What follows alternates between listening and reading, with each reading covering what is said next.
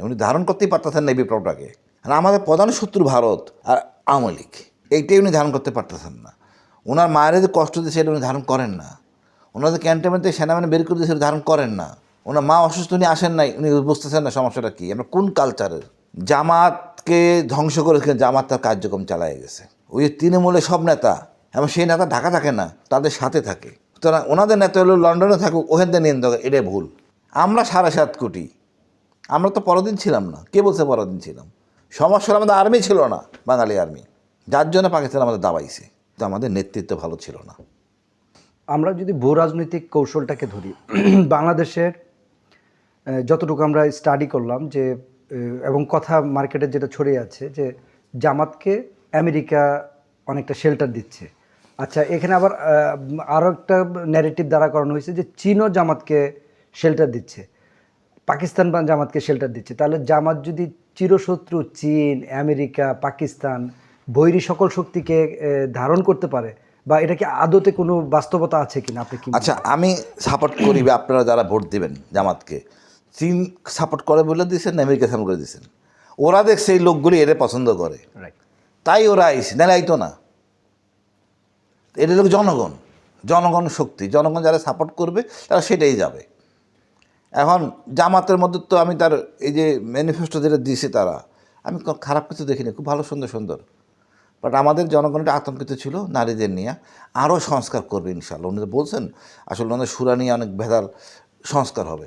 আমরা একটা সুন্দর, আমার মনে হয় ওনারা এই প্রত্যাশাগুলি পূরণ হবে। আচ্ছা, একটা ভাষ্য হচ্ছে যে 17-18 বছর জামাত কোনো কাজ করতে পারে নাই, তাদের কার্যক্রম চালাতে পারে না বা নিষিদ্ধ হয়েছে কয়েকবার। আবার বিএনপি ভাষ্য হচ্ছে যে 17-18 বছর তার প্রমাণ দেশে আসতে পারে নাই, মানে অনেক ইমোশন কথা বলছে। এখন প্রশ্নটা হচ্ছে যে যদি জামাত ক্ষমতা আসে, বিএনপি কি এটা মেনে নেবে বা তারা বসে থাকবে? বিএনপি, এইটাই তো ভুল। বিএনপি তাকে সুযোগ দেওয়া উচিত, কাজ করুক, ভুলগুলি সংশোধন করুক। বিএনপি তো ভুলুন তো, গতকাল যে কথাটা বলছে ঠিক বলেন, উনি ধারণ করতেই পারতেছেন না এই বিপ্লবটাকে। আপনি বিপ্লবটা ধারণ না করতে বলে উদ্ভট কথা আপনি বলবেন। আর আমাদের প্রধান শত্রু ভারত আর আওয়ামী লীগ, এইটাই উনি ধারণ করতে পারতেছেন না। ওনার মায়ের যে কষ্ট দিয়েছে এটা উনি ধারণ করেন না। ওনাদের ক্যান্টনমেন্ট থেকে সেনাবাহিনী বের করে দিয়েছে, ধারণ করেন না। ওনার মা অসুস্থ, উনি আসেন নাই, উনি বুঝতেছেন না সমস্যাটা কী, আমরা কোন কালচারের। এখন মনে করেন জামাতকে ধ্বংস করে জামাত তার কার্যক্রম চালায় গেছে, কোনো কমতি করে নাই। জামাতের নেতা কি বড় দরকার নাই তো, ওই তৃণমূলের সব নেতা এবং সেই নেতা ঢাকা থাকে না, তাদের সাথে থাকে, বুঝেন। কিন্তু এই এলাকার নেতা এই এলাকার, সেই থাকে এখানে।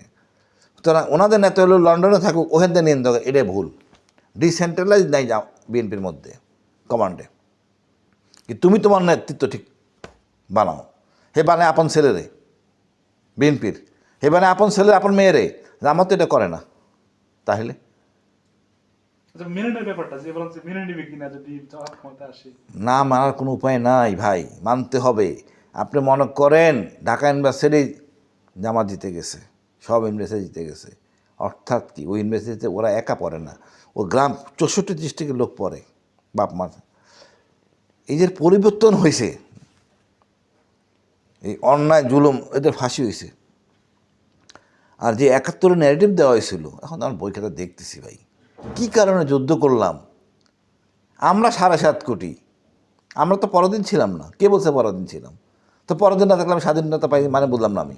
সমস্যা আমাদের আর্মি ছিল না, বাঙালি আর্মি, যার জন্য পাকিস্তান আমাদের দাবাইছে। এই জায়গায় অ্যাড্রেস করতেছেন না। আর্মি না থাকার কারণ হলো ওই রুটি, আমরা রুটি খাবো না। আগেকার দিনে রুটি খাওয়া হইতো না, পছন্দ করতাম না আমরা, ভাত খেতাম, মাছ ভাত। আর্মিতে মাছ ভাত চলে না। দ্বিতীয় মহাযুদ্ধের সময় কোনো বাঙালি আর্মি ছিল না, তো পাঞ্জাবিদের তো অভাব, ওরা গেছে আর্মিতে। তা আর্মিতে থাকার মধ্যে ওই ডান্ডা বাড়ি খাইয়া শাসন করছে।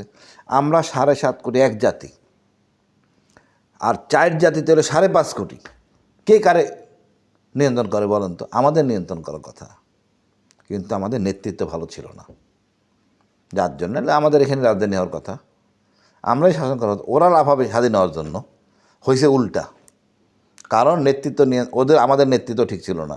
ছাত্ররা এসে ঝামেলা বাঁধাই দিছে, তারা ভারতের চক্করে পড়ে স্বাধীনতার নাম নিছে। এবং যুদ্ধ শুরু হওয়ার পরপরই তারা ফাইনাল যুদ্ধ করার আগেই 7 দফা চুক্তি করে বসে আওয়ামী লীগ।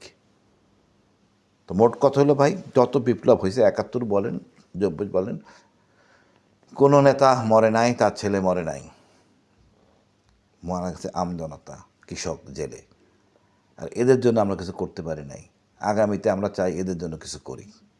তারেক রহমানের যে বক্তব্যটা আসছে যে জনগণ চাইলে তারা নেতৃত্ব দিতে পারে, এইটাই তো ভুয়া কথা, নাকি তিনি তো জনগণের উপর ছেড়ে দিছে। এইটাই ভুয়া কথা।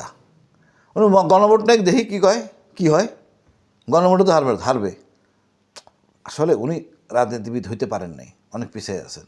কোন সময় কোন কথা বলতে হয় এটা একটু দুর্বল। না, আশেপাশের লোক ভালো নাই তো, ভালো লোক নাই আশেপাশে।